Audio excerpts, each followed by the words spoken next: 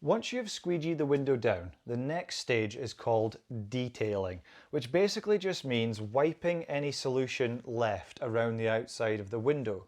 Most standard squeegees will leave a little bit of solution around the edges of the glass. So what you will need is a smooth microfiber cloth, and very simply put 1 or 2 fingers inside of the cloth, start from one corner of the glass and simply wipe the edge of the glass all the way around, and that is your detailing done.